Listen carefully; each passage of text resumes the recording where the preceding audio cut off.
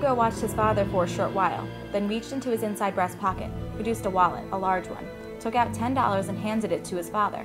"Here," and he chuckled as if something was very funny. "Let me buy him from you for a short time," page 63.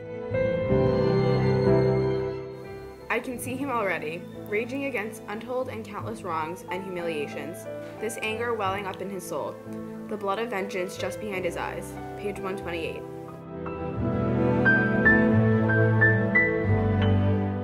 Don't forget, we came along in a time when people were truly idealistic, when discontentment with the existing order of society caused us to break the patterns of our lives, break patterns of our ancestors, our parents, had formed for us.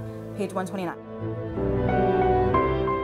Did you ever think that a person like myself, a so-called religious leader, needs the Tuckers to justify his existence? The day is fast coming, Mr. Wilson, when people will realize there isn't any need for me and people like me.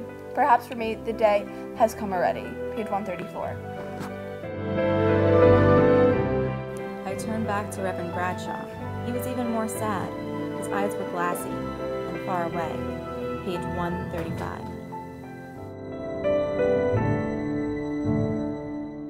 Sometimes I think Bennett and I are not really friends. That is, we hardly ever talk about personal things, clothes, girls, subjects, except where they enter into our future plans, or anything friends usually talk about. We talk always of politics, theories of government, communism versus capitalism, the race problem, but then these are the things which truly interest us, and why not? Page 159. All right, Bennett Bradshaw, you can cope with anything. Nothing upsets you. Well, let us see how you handle this one. Let us see you be so damn smug about this. Page 166.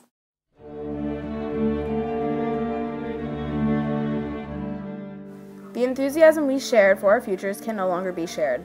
One of the important touchstones of our friendship has disappeared. All this is to say that I cannot see any reason for us to communicate with each other from this day on. This will certainly be my loss. Page 177. As concern grows over the adverse effect the black Jesuits have had on New York race relations, says Bennett Bradshaw in his best Bible-pounding style, we have them running scared now. They know we'll take our rights if they don't give them to us. Bennett, now we're both lost. Page 179.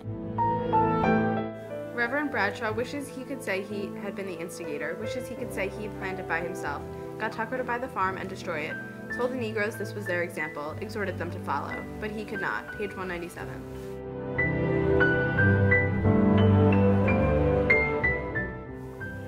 Bradshaw, lying face up, a strange, twisted, fearful smile on his face.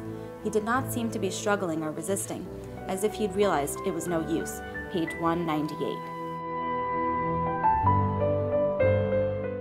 It was a fast song with a cakewalk beat, and sounded strange coming from Bradshaw because with his British accent, he pronounced all the words correctly without a trace of a Negro accent. The men did not like it that way and began to grumble. Page 201. The street was empty, peaceful, like a spot where a rock had been newly turned, after the bugs had scampered away and there were no sign of bugs having ever been there. Page 202.